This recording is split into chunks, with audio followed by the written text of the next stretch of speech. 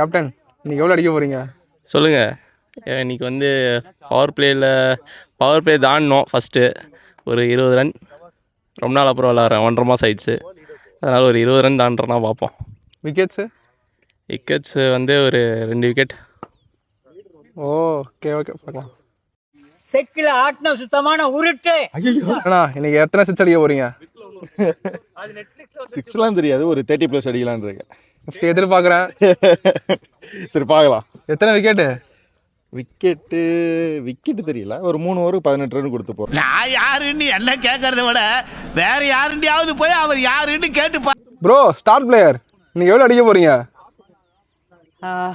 இன்னைக்கு ஃபஸ்ட்டு ஒரு ரன்னை தாண்டுறோம் ப்ரோ.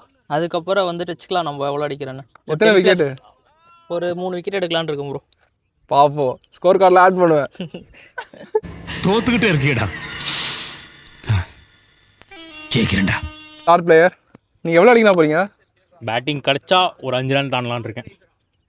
எத்தனை விக்கெட்? நான் கண்டிப்பாக போடுவீங்க. ஒரு 2 விக்கெட் எடுக்கலாம். பார்க்கலாம். யார் சாமி இவன்? எங்கேருந்து வந்திருக்கான்? இன்னைக்கு எவ்வளோ அடிக்க போறீங்க?